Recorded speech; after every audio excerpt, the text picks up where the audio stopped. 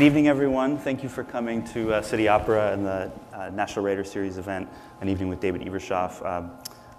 As was just announced, I'm Dave Griffith, and I'm Director of Creative Writing at Interlochen Center for the Arts, and this man to my left needs no introduction.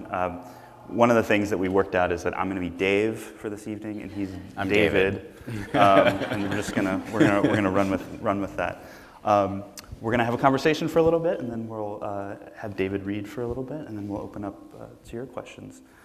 So I guess I would start with, it's wonderful to have that trailer there, which you were telling me in the green room. It's called the sizzle reel, right? I learned that. Which is great. Maybe we could start with this. When you were writing The Danish Girl, did the word sizzle ever enter into your mind? Did you know that this was just scintillating material that was eventually just going to take off and make, it's maybe a hard question to answer, but. The short answer is no, because I was a young writer and I had no sense of what I could do or what I wanted to do. But when I encountered the story of Lili Elbe for the first time, who's Eddie Redmayne plays Lili in The Danish Girl, I was really struck by elements of her story. Lili was a transgender woman decades before the word transgender existed, and she had to forge a path that did not exist. And I was really curious about the kind of strength and courage it must have taken for her to recognize who she was, tell her wife, her spouse, who she was, and then tell the world who she was. And so that's how I got into it.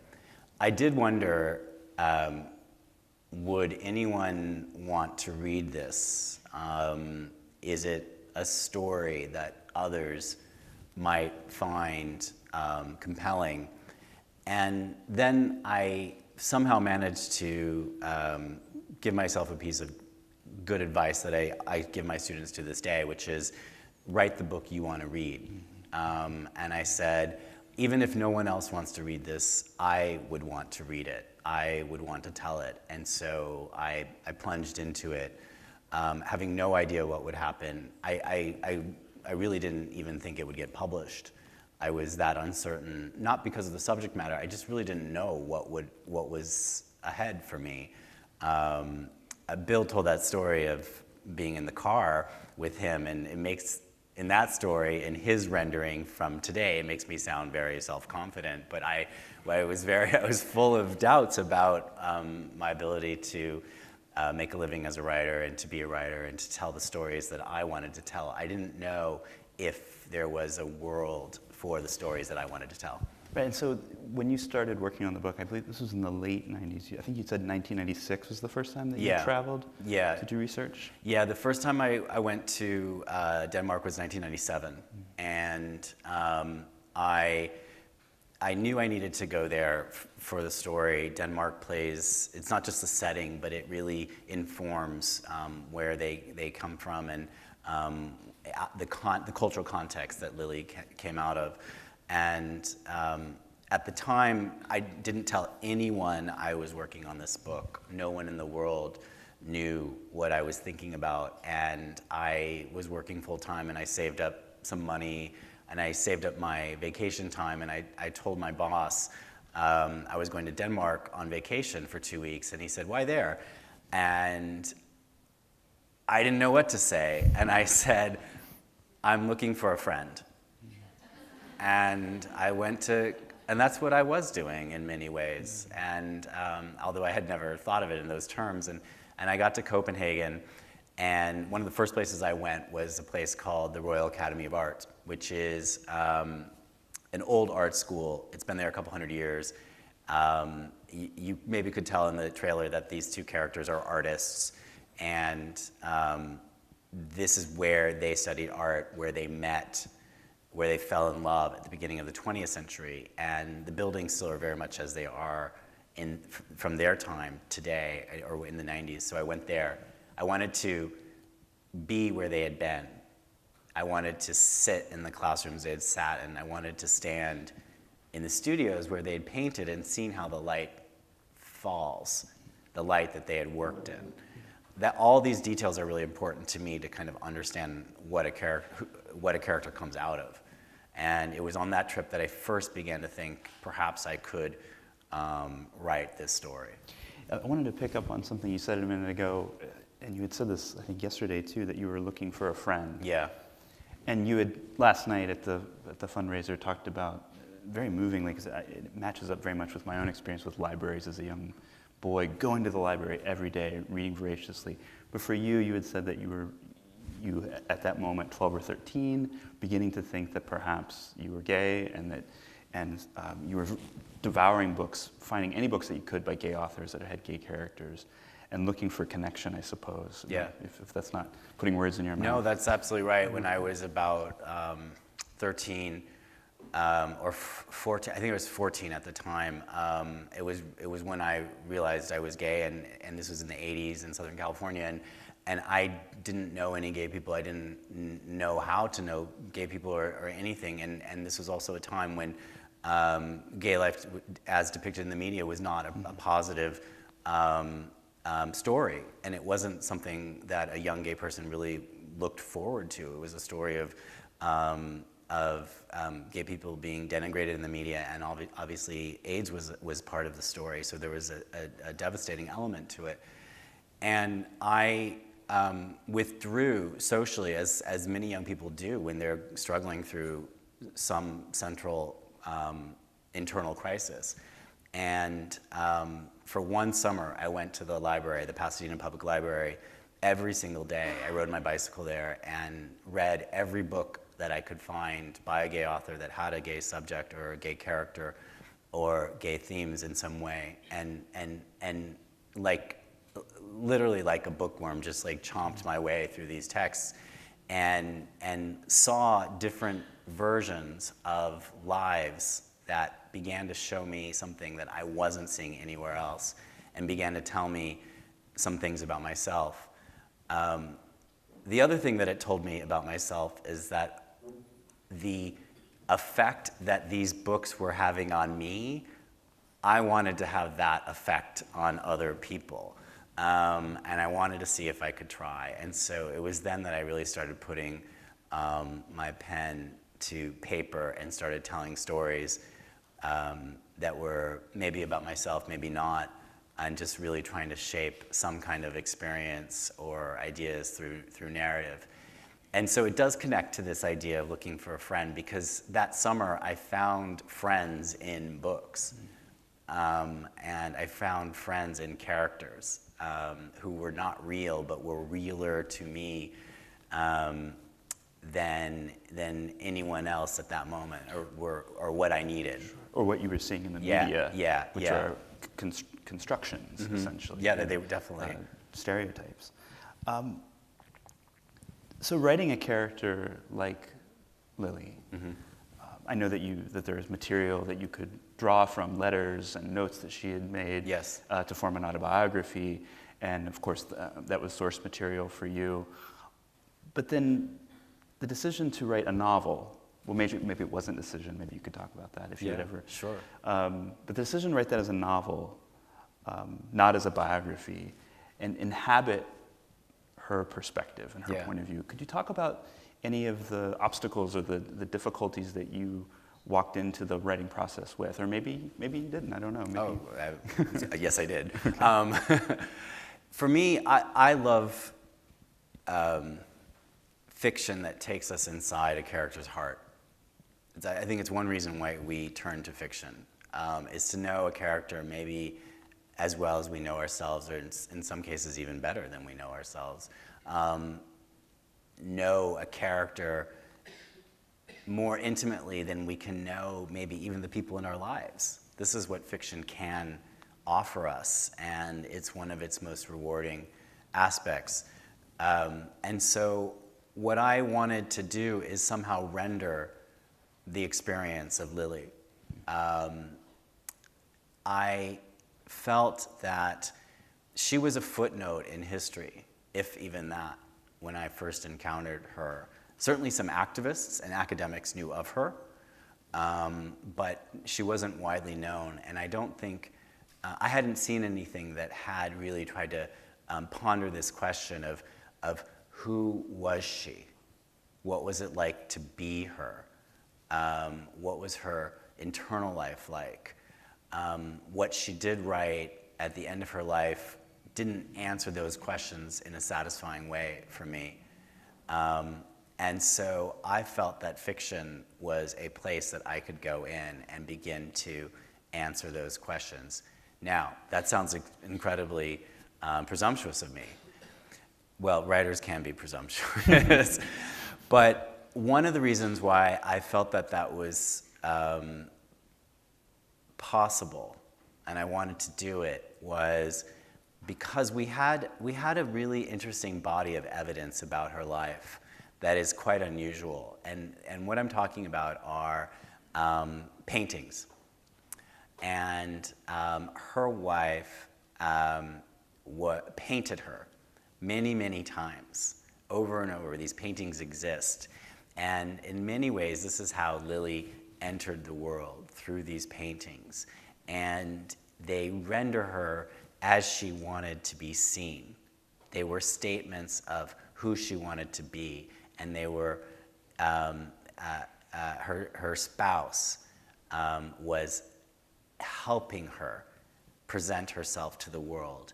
And these paintings, by looking at them and considering what they are, which is a woman who was assigned male at birth, lived as a man, named Einar, married a woman.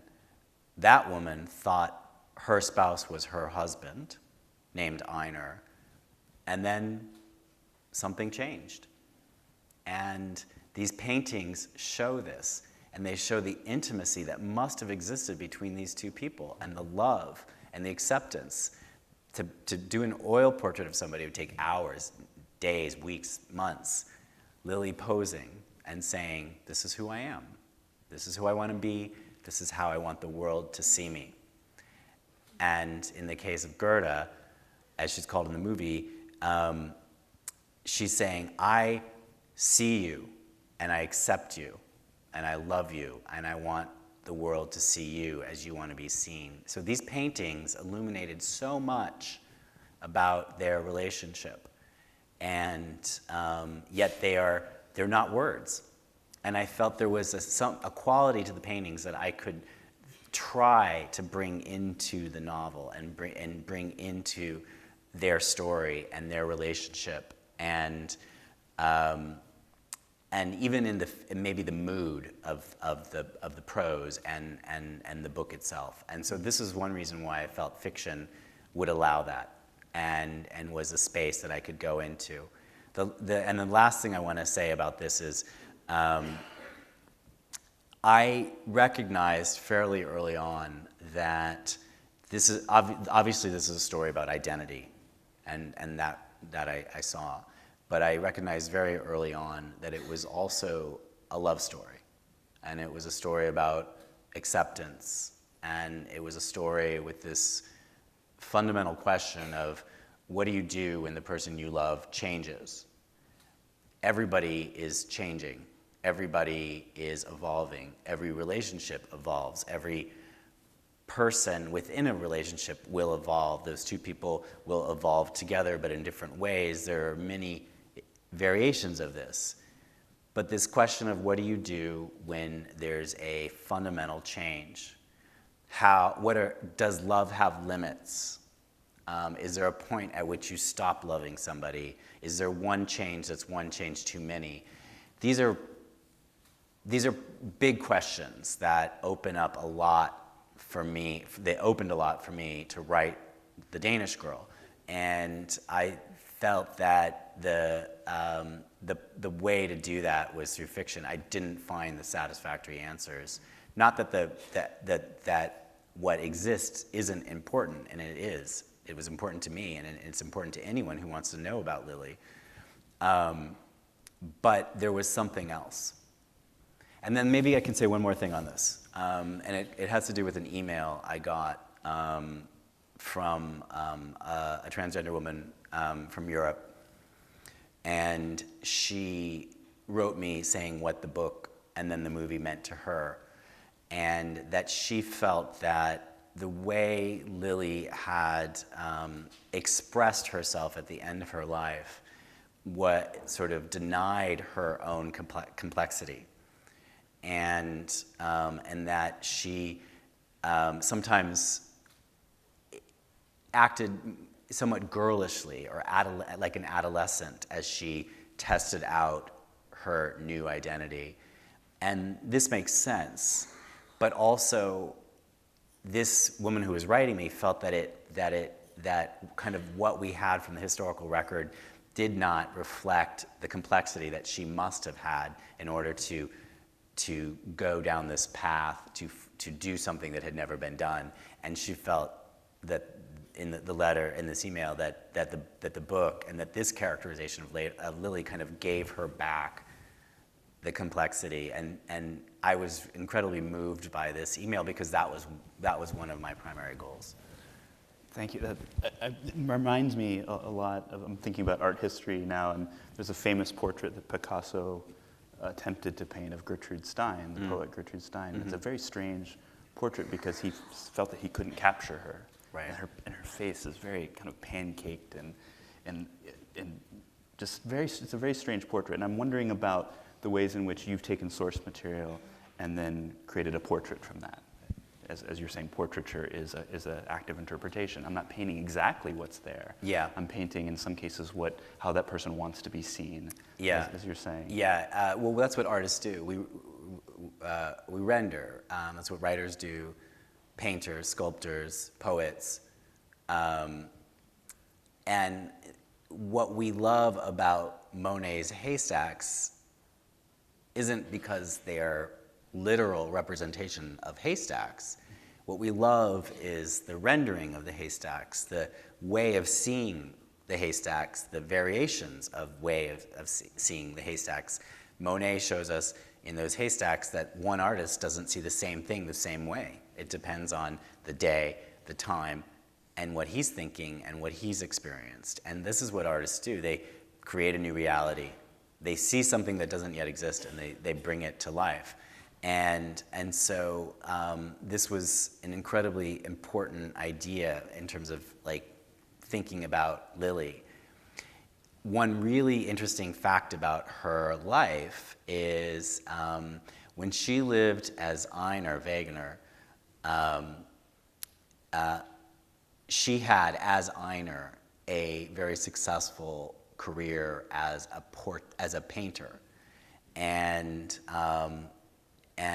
then when Lili transitioned and was living as Lili, Lili said, "I don't paint. That belonged to Einar." This is something that she insisted. This is unusual. It's unexpected. There's no reason that she couldn't paint, of course. But there was some psychological border that she had to draw between her past and her present, and this was very important to her. And so she said she never painted and she wasn't an artist. She insisted she was not an artist.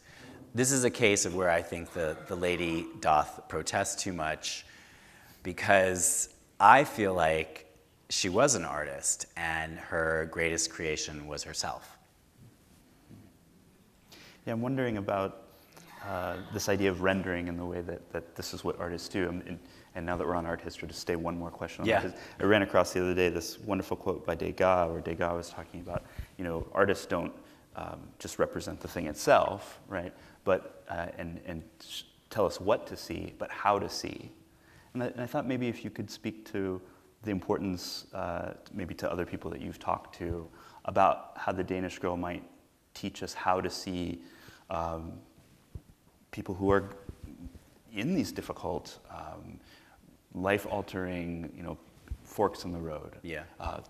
whether to transition or not, or what exactly is it that I'm going through, or what is it that I'm feeling. Not that every novel has to be pedagogical and teach us about how to live, but nonetheless, I think that we look to them so often for that. I don't know if you could speak to that. Well, if I can disagree with Degas, that's really presumptuous. I certainly don't write thinking I'm going to show anyone how to see anything. That it feels presumptuous. What I do, and what we do is show a way of seeing, one way of seeing, or another way of putting it, how I see, or how this character sees, or how this set of characters see. But what I love about a good book is it leaves me it doesn't answer the questions, it poses the questions. It allows me space to think these things through. Gives me enough tools and stories and facts and ideas to think them through. And so what I was thinking with the Danish Girl, and what I feel is important to say, is that this is Lili's story. I did my best to represent an emotional truth to her story. But it is her story, and it can't, by the very nature of that statement, cannot represent what it means to be transgender in all experiences. And that's why every time we encounter a new story, whether it's Transparent or the movie Tangerine, or the character on Orange is the New Black, we see different variations of what it means to be transgender, and there are infinite more. And so what these are saying are not how to see that experience, but one way, a rich way to see these experiences, and by adding them up, they add to something bigger and more complex. The other part of what you're saying is, I do believe that another reason we read fiction is to just that old advice of step into somebody else's shoes, see the world through somebody else's eyes, and anybody with curiosity, we enjoy that experience. And so when we do that, we realize that their shoes are not so different than my shoes, and their eyes are not so different from mine. Certainly there are differences, but there are probably many more similarities.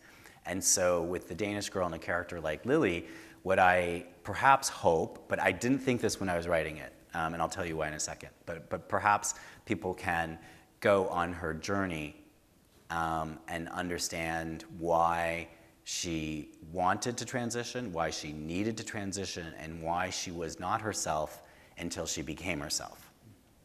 And that is something that perhaps the story can shed light on in terms of the larger issues that are being discussed today, and certainly I hope the movie did that. I believe it did. But I also feel it's really important when I'm writing not to think in these terms, because then I'll become programmatic and I'll become aware of a lesson I'm trying to pass on, and that would become very boring, and you would find me preachy and annoying, and and you'd put down the book. Right. Well, it's the old, and I don't think they've ever nailed down who said it. Sometimes they say, W.C. Fields, and sometimes they say David Selznick, and sometimes they say Mel Brooks. But if you want to send a message, use Western Union, right? This idea that we shouldn't set out with the intent of sending a message, through art, but that will emerge, somehow through the work. Yeah, and for me, I actually don't fully understand what the book is until I've written it. And so therefore I'm not even in a position to send a coherent message. I really write from character and story and language. You know, one sentence after the other, try to build a scene, build a chapter. My character, these two characters, they leave Denmark, they arrive in Paris, they're new to the city, what would they do? That kind of, I break it down to those. And if I were thinking about message, I would lose myself even before I lost my readers. Sure. Right. You don't want to play puppet master. No. Right. Yeah, exactly. Because nobody likes being the puppet. This is true. Yeah. This is true. Yeah. Well, there's the old, Faulkner quote about, after a while he'd have to run to keep up with his characters. That if you had created them fully enough, that they would take off, on their own. Yeah, that's true. I thought maybe just to switch gears a little bit. I know that you've had a long career, successful career as an editor, and I wondered if you would talk about how your experiences as an editor have helped you along your path as a writer. Are you able to think like an editor, or is that a brain that gets turned off when you're writing? Because these are two different, aspects of the publishing Well, process. I was really lucky to work at Random House for 20 years, and I started as a summer intern and somehow managed to put together a career there as a book editor and work with writers that I really admired on books that I love. And what I could see is I could see different writers doing different things on the page and observe that. And for me, one of the things that I took away was that the moment when I was most excited about reading a draft of a manuscript and seeing something for the first time was when I saw writers taking risks. When a writer would try something that he or she had not done in his or her career, or even within the context of that book, a new way of telling the story, a new voice, mashing together two stories that shouldn't be together. I edited a book by the British writer David Mitchell called Cloud Atlas, an amazing book, and this book is set in the past, the present, and future. And it's set past, present, future, and then it comes back from the future to the present to the past. And it's just, it shouldn't work, but it does, and it's a masterpiece. So what I saw was, and what I saw is seeing these writers take risks, and I also saw how excited I would get as a reader, and then I saw other readers get excited about these risks, and then I saw those books often find different kinds of success because of those risks. I felt that this was one of the most important lessons that I took from being an editor. What I also saw as being an editor, and I try to encourage it with my writers, is take your risks. If it doesn't pay off, we can fix it. I'm here to say, maybe this character that kind of doesn't fit in the story, we're right, he doesn't fit in the story, so let's take him out. But I would prefer to see a manuscript that's taking risks and maybe pull back on a few that don't totally land than something that's not taking any risks. And so I think for me, that was one of the greatest lessons. And it probably applied to the Danish Girl in the story itself, when I wasn't sure about who would want to read this story, and then answer the question that I would. And then in my last book, The 19th Wife, which is about polygamy in America, it is a mashup in that it is a historical novel set in the 19th century, and woven through that historical novel is a murder mystery set in present-day southern Utah. And I thought that would be really fun to try to combine these two genres, one that I had worked in, historical fiction, and murder mystery, one I had never written, but had read some, and see if I can somehow make these stories connect through theme and language and style. And it was something that I had no idea if I could pull off. But it was fun trying. I'm glad you brought that up. I mean, I enjoyed The 19th Wife just immensely. Thank you. I was riveted by it, and I wanted to ask you a question about, you mentioned stories that shouldn't work together, working together. So you've invented a memoir, although a memoir did exist, of Brigham Young's 19th wife, Ann Eliza Young. Young, correct? yeah. And that runs parallel to the story of Jordan Scott, who's a young man who has been kind of booted out of this community of Mormons who still practice polygamy. Yeah, they're fundamentalists, and they're the polygamists that you might see in Sister Wives or Warren Jeff's story in their present day southern Utah. They are not Mormons. Their ancestors broke from the Mormon Church over the question of polygamy, and they practice polygamy today, often in secret or in isolation. And Jordan is a son of that world, and he's kicked out of that world for not believing, and that's the murder mystery woven through. When that story starts, he's living in California. He's been outside of this world for a few years. He's a young man in his early 20s, and he reads online that his father, who was a polygamist, has been murdered, and his mother, who was his father's 19th wife, has been accused of murdering him. And so this draws Jordan back into the world, and that's what you get sort of drawn into, I hope, in the book.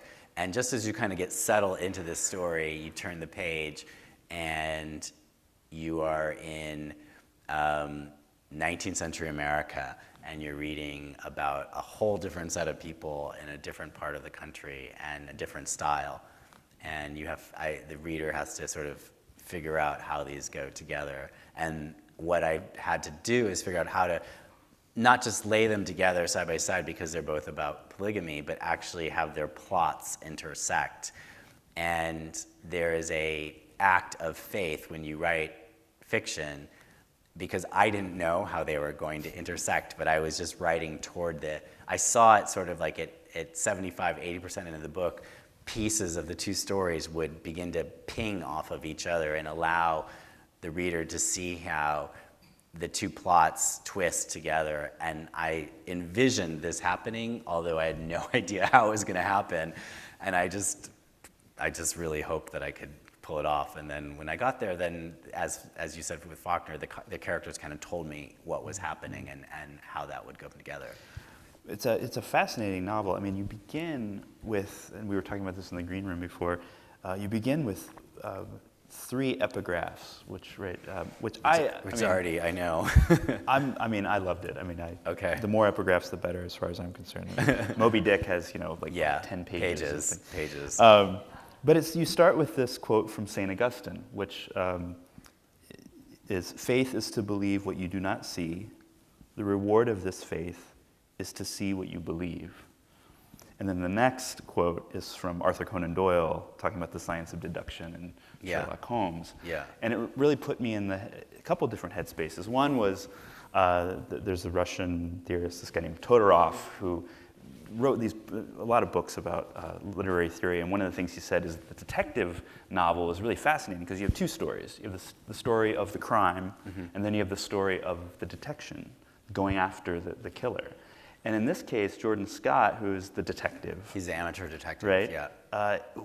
He's going after, trying to exonerate his mother, but also trying to understand how she can believe these things. Yeah. Yeah. Right? How could anyone believe these things? And I think we live in a world now where we have many, many people who grew up in a certain faith tradition or church in a certain way, and then perhaps have left that or fallen away from that in some ways, some people might say. But there's still that lens. There's still that early kind of training in some ways of seeing the world in that way. Mm-hmm. Could you maybe describe what Jordan Scott, how he's seeing the world, and what what kind of detective is he as a result of this, this early childhood? Well, he's been rejected by his family and the world he came from because of faith, and so he's a defiant young man, and so he has this attitude of, if you're going to reject me, I'm going to reject you even more forcefully. I want nothing to do with this world. You guys are crazy. I don't believe anything you say. This is where he starts at the beginning of the book, but he has to go back in to try to exonerate his mother. And his mother was one of the people who rejected him and pushed him out, because that's what her church told him to do, told her to do. And but he goes back. He has a feeling that she didn't commit this crime, and he wants to see if he can somehow prove that. The other thing that a detective novel does is it takes you into a world, and because an investigator, whether professional or amateur, has to encounter a lot of different kinds of people. Think about mystery novels that you read when something is being solved. The detective will meet a cross-section of the world, from the most powerful to the least, young, the old, the rich, the not rich. It shows you a society. And I was really fascinated about these closed worlds of polygamy, as many people are, because anything that's closed, we want to see what's inside. And so I figured that somebody who was trying to solve a crime within that world would be able to move around it. And so what Jordan is doing, he's moving around this world, talking to different people, gathering facts, and meanwhile taking the reader through that world. I did that by interviewing some women who had come from a world like this, and who had come from one of these large families with many, many sister wives and dozens of children, and really lived outside of what we sort of might think of as American society today. They did their best to remove themselves from it. And I interviewed some women who had left that, and then they gave me a lot of time to really describe what the world they had been born into, raised, married into, and left. And I wanted to know details of sort of what's it like inside these houses. If you have 45 kids in a house, what is dinner like? What's the bathroom situation like? And you've seen how the girls and women wear their hair long, and I said, what about the sinks and the bathtubs? And I wanted to know these details because that's what books give us. I knew I was sort of setting up a promise to the reader that I would take you inside, and so I needed to first take myself inside to describe this. And it wasn't just prurient interest. It was about understanding the experience of being a child of polygamy. What does it mean if your father has multiple wives and you have dozens of siblings, and your father, no matter how good of a father he wants to be, what does it mean if he has to divide his attention among 40? I wanted to explore that experience, and so I felt I really wanted to render it as vividly as possible. So that's the other thing that the detective gets to do, and then what we get to do as readers to see. But the best, the books, I think the crime books or detective fiction that I love the most have something else going on, as what you're saying, and the character isn't just solving a crime, but is going on his own journey or her journey. And in this case, Jordan is coming to terms with faith, where at the beginning of the book, he just really rejects the idea of faith. And then by the end of the book, it's not that he regains that particular faith, but he begins to understand the role of faith in many people's lives, and that it is significant and profound and complex and individual. And he begins to grow up and think about what this is. The other character in The 19th Wife, the 19th century plural wife, she says in the book, Faith is a mystery, elusive to many and never easy to explain. And then from there, that's I think on the first page of the book, and then from there I write for 500 pages trying to explain what faith perhaps means to different people in different settings, and why it's important, and why it's rich, and why it can be dangerous, and why it can be liberating, and why it can be confining. And that's really what the 19th Wife is trying to do. Yes, it's about polygamy in America, but it's really trying to explore those questions of faith and how they shape who we are. And even if you grew up in a faithful household or didn't, it's about this idea of values. And what I believe, I would think everybody in this room has experienced something along these lines, and that as you grow up, you begin to, first you get your family's values and you probably just absorb them without questioning them. And then as you grow up, you begin to evaluate them and use your own thinking and heart to think about what is the values that you have inherited and the faith that you've inherited. And you might accept it wholly, or you might or you might reject it wholly, but what probably most people do is begin to sort of weigh certain elements of that remain important to them, and then certain aspects that they want to shed. And that is part of what we do as we grow up and become ourselves, is sort of rejigger those values to fit ourselves and to our own lives. And it doesn't mean you're turning your back on your family or your parents or even your church, but it does mean that you're becoming your own person. And that's really what Jordan is doing, and the other character, Ann Eliza, is doing. And in many ways, this is also what Lili Elbe is doing in The Danish Girl. She's been told, this is who you are, and then her story is to say, I've actually asked myself who I am, and I believe I'm someone else, and I'm now going to tell you who you are. And the most important person in my life, my wife, she's going to come along for this journey. Yeah. Well, that's so wonderful to bring it all the way full circle there. I think at this point we'll have you read a bit. Okay. And then we'll open up questions. Don't worry, I'm not going to read for too long. From the audience. I'm going to just read just the first page of The Danish Girl. And it's Copenhagen, and it's 1925. His wife knew first. Do me a small favor, Greta called from the bedroom that first afternoon. Just help me with something for a little bit. Of course, Einar said, his eyes on the canvas, anything at all. The day was cool, the chill blowing in from the Baltic. They were in their apartment in the widow house, Einar small and not yet 35, painting from memory a winter scene of the Kattegat Sea. The black water was white-capped and cruel, the grave of hundreds of fishermen returning to Copenhagen with their salted catch. The neighbor below was a sailor, a man with a bullet-shaped head who cursed his wife.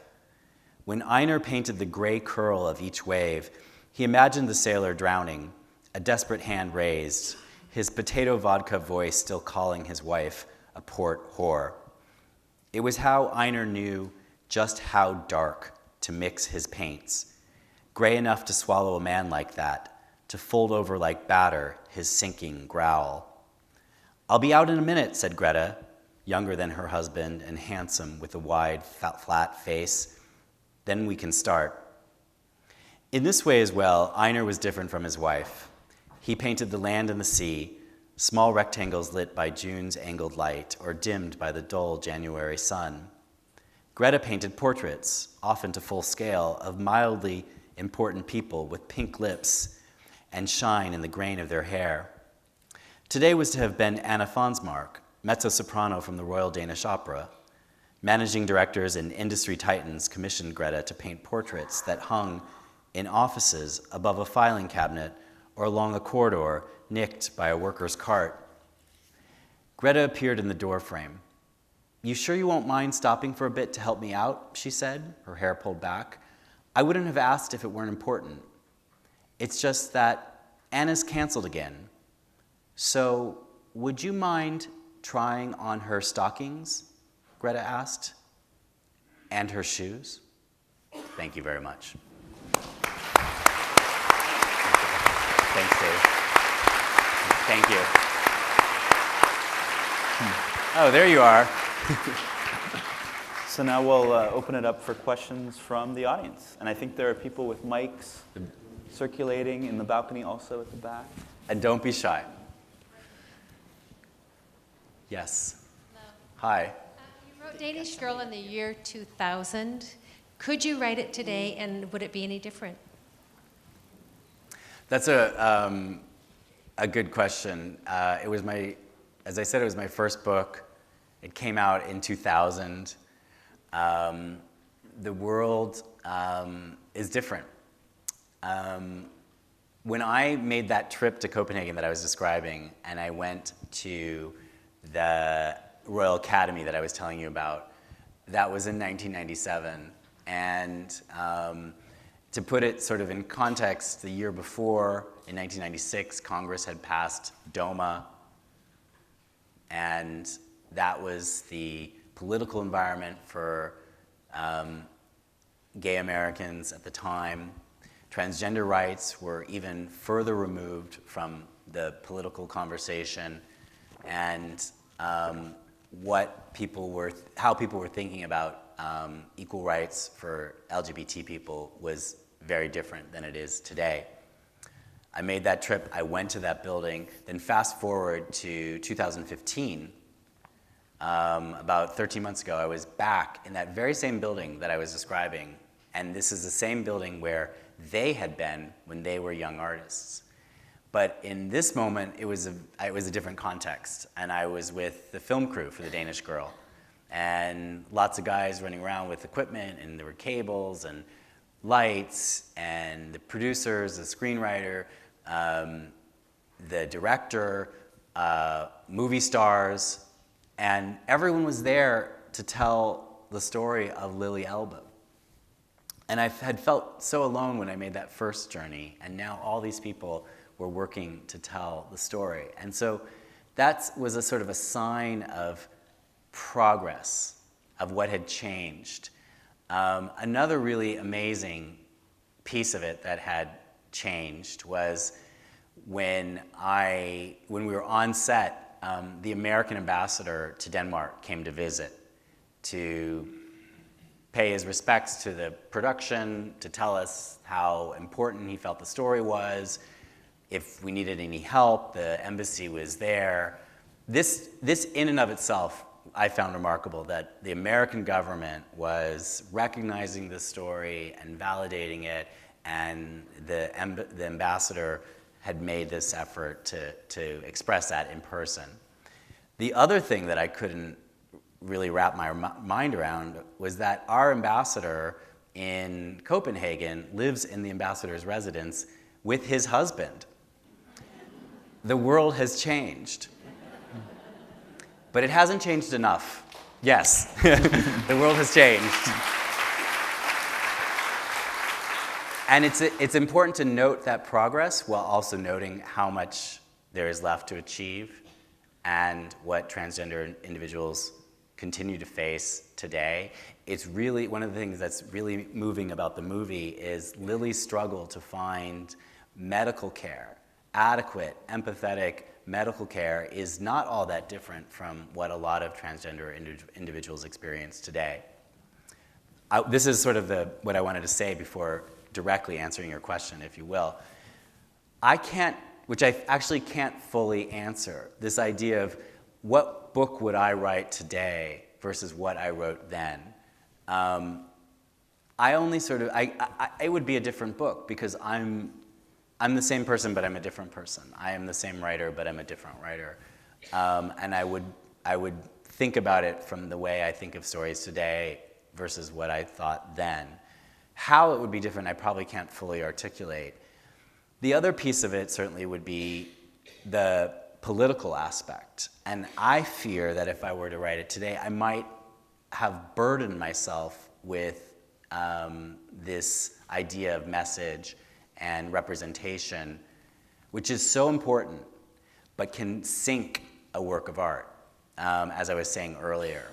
And if I had gone into it thinking of Lili as representing something rather than Lili as Lili, Lili as a human being, Lili as an experience that needs to be rendered with complexity, I might have sort of over-programmed it and made it be a lesson, and therefore probably wouldn't have flattened. I might have been tempted by that today.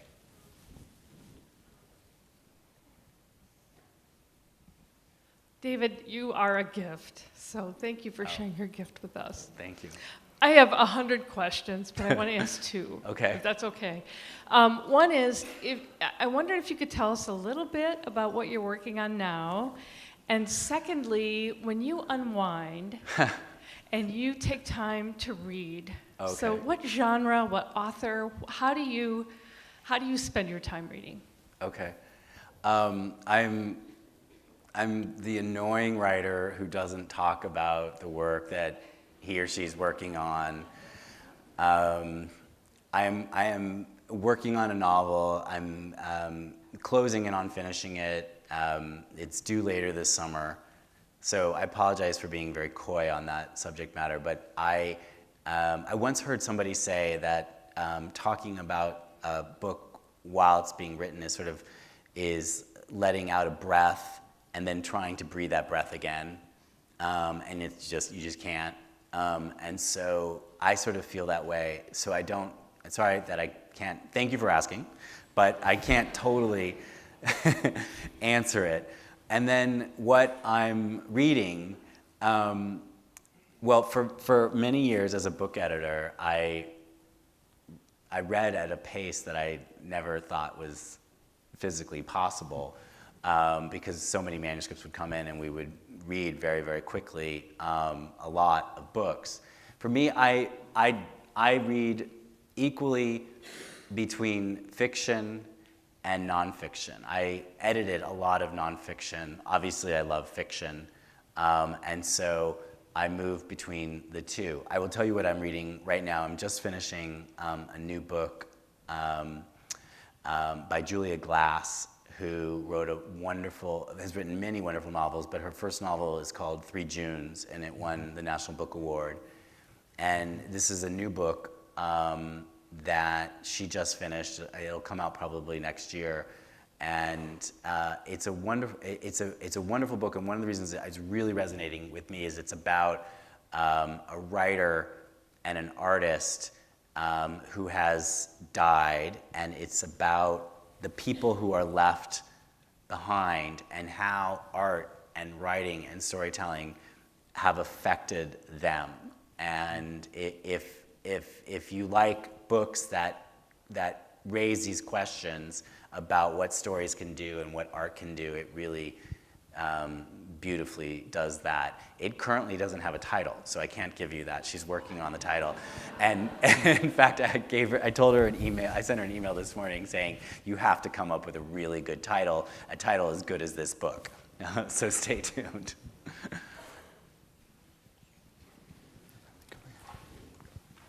Oh, I think we're over here. Okay, oh, sorry. Yes, hey. So outside the venue tonight, there was a man very cheerfully distributing hate pamphlets. Okay. I was wondering if you could talk about, as a writer, how you deal with negative attention, negative energy. Does it motivate you? Does it discourage you? Do you shrug it off? Yeah, probably all of that. When it's somebody who I feel like there is no conversation to be had, I probably ignore it. I don't know if that's the case with this gentleman. Perhaps, maybe not. If there is a conversation to be had, it's certainly worth tuning in, simply to understand another point of view. But I feel that when you know somebody's story, when you understand somebody, it's very difficult to hate them. And probably what I can do is then tell those stories. And by having people know the story and understand the person, that's probably the best way that I can affect change. Does it discourage me? No, because look at all of you. So it's him versus you. And now I don't know exactly what you're thinking, but you're here. So no. And I also see history, and I know which way this conversation is going. And I firmly believe that his voice is becoming more and more the minority. And that will continue to progress. And so that's how I tend to think of it. I did once, when I was out with the 19th wife, I had a protester in the audience. Now you might think it was somebody from the Mormon Church protesting what I'd written about the church. I don't think of it as pro-Mormon or not. I think of it as just telling these stories. But I did have a gentleman stand up and make his opinion known, and he was a pro-polygamist. And he felt that the book did not represent polygamy positively. And he wanted to express that, which he did in a respectful way. This was in Milwaukee, so everybody, and everyone is so nice there, and so we gave him his time, and that was really interesting, and it kind of made the night in some ways. So maybe I do welcome it.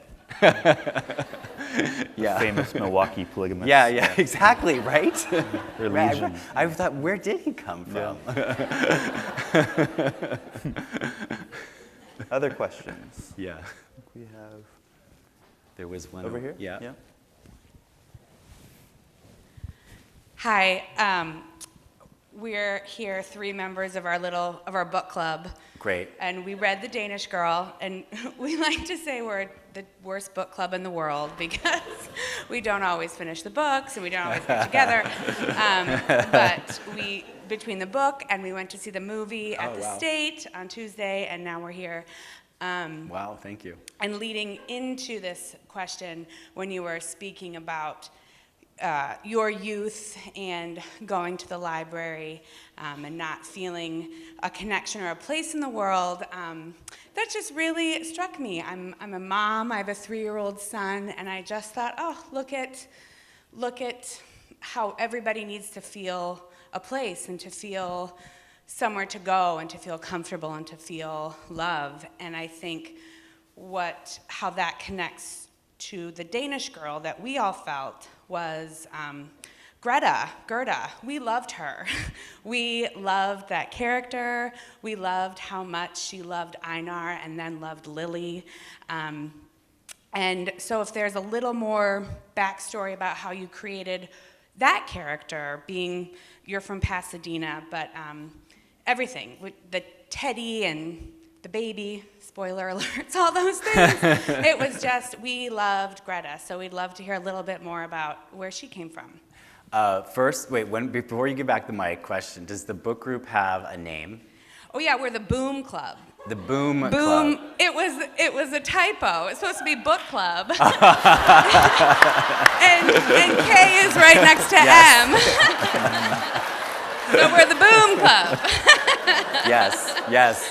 We're taking new members. We meet at the Little Fleet. You don't have to read the book, clearly, because... First, I love book clubs. Yeah. They often have fantastic names. I had the honor today to be a guest member of the Shop Guys Book Club, which is a book club here in Traverse City. That's me. Are you here, Shop Guys? And there they are, right? Woo! And we talked shop, which happened to be the Danish Girl. And it was great fun. The other book club name that always has stayed with me is I often talk to book clubs, and I spoke to a book club in Missouri once, and they met on a Friday night. And I called in, they had been meeting for about an hour, and then I Skyped into their conversation from New York. And the name of their book club was Between the Wines. Which I loved. Yeah. I loved it. Everything about it was great. So, Greta, I wanted to show, the other question was, when writing this book, was what would this do to a marriage, as I said, and what kind of person would respond this way? What kind of person would respond by saying, I get it. I've never thought about this. I've never heard of this, but I love you. And whatever we have to do, we'll figure it out.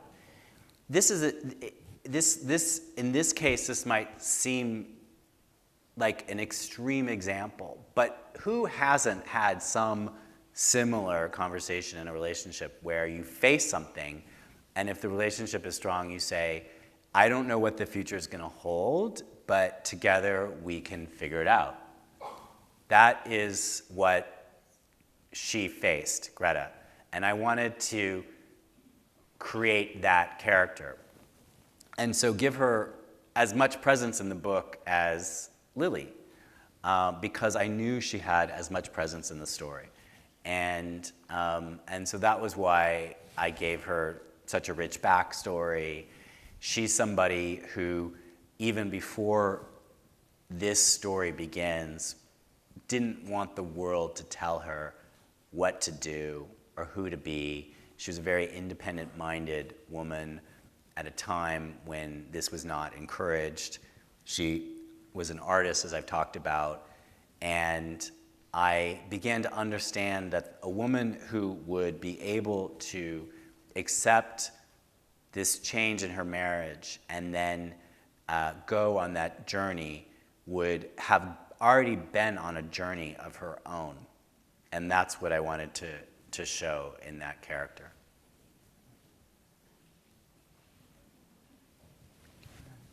Yes. It's been great getting to know your work. Thank you. I have a worse book club than yours. We have, What's the we've been name of together yours? for 20 years, and we haven't met for a year. But and usually it's more about the dinner than the book. How did you meet these characters, and how much depth was there to work with? And is there any of Goethe's work still around? Yeah. Thank you. If you do a Google search, Lili, Goethe, painting, they'll come up. You'll see them. There are many, many paintings. A lot of them are held in private collections in Europe, Denmark, Germany. But right now, there is an exhibit in just outside of Copenhagen at a major museum called Arken of Goethe's paintings. It's been up since December of last year and runs through the end of the year. There's a very beautiful catalog that accompanies it, as well as many, many images online. And you can see these. You can see the evolution of the paintings and of Lili through the paintings. And they are really powerful when you know what you're looking at. Let me just describe one. There's a painting of Lili posing nude, and it's her backside, and she's lying on a chair, an upholstered chair, and her backside is rounded. And if you didn't know what you were looking at, you would think you were looking at a very traditional European painting of a naked woman rendered from the backside with that rounded rear that you see in any museum of sort of the great 19th century art. It's traditional and it's set in a living room and floral elements to it. It's a beautiful painting, but if you didn't know the story, you might think it is of a tradition of the 19th century. But then when you know what you're looking at, you are looking at a transgender woman exposing herself to the person she loves. And all those paintings that we think about in these museums are men looking at women, the male gaze. And yet in the painting that I'm describing by Gerda, this is Gerda's gaze on her wife, on the person she had once thought was her husband.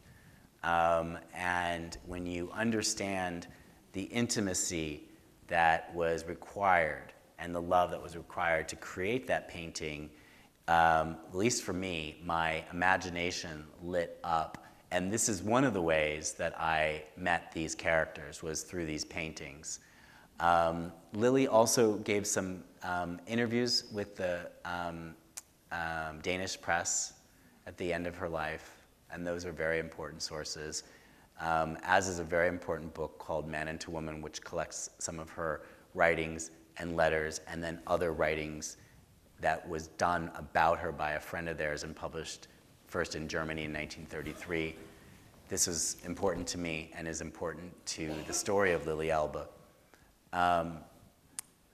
And from there, I used imagination, I used setting, and I began to do what I described earlier of trying to put myself in their shoes and see these two characters through their eyes. I realized that what I wanted to show was how they saw each other and how they experienced each other and how they loved each other. And so my task was to enter each of their minds and see the other through their eyes.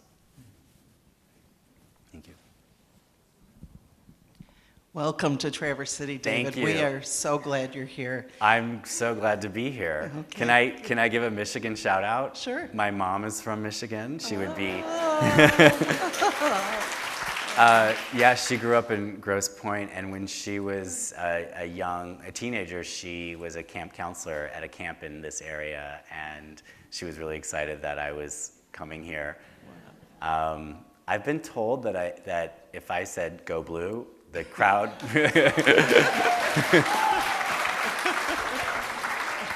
And the last thing, then I'll let you ask your question, is so I grew up in Pasadena in Southern California, and my mom went to U of M and my dad went to law school there, and so they have a lot of Michigan fans. And every New Year's, it seemed, the Wolverines would come to Pasadena to play the Rose Bowl, and when I was a kid, they were not winning.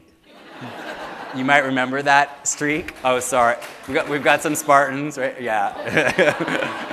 And so my memory of New Year's was always, and then all these Michigan people would come and stay at our house because we lived like a mile from the Rose Bowl, and we would just, lots of people, sleeping bags, and my memory of my childhood of New Year's Day was like 30 depressed Michiganers in California coming back from a football game just with the longest faces. That's my Michigan aside, sorry. But sorry. So I'm glad to be here. I'm wondering if you can say something about working with Lucinda, the screenplay writer, and just talk about that collaboration, if there was much. Yeah, Lucinda's fantastic. Lucinda Coxon, she wrote the screenplay for The Danish Girl. She's a wonderful screenwriter and playwright. And the movie was in development for a long time, 15 years before they started filming. And the script was written, Lucinda wrote the script 10 or 11 years ago. And I read that then and talked to her. And I thought she did a great job, so I didn't have a lot to say to her.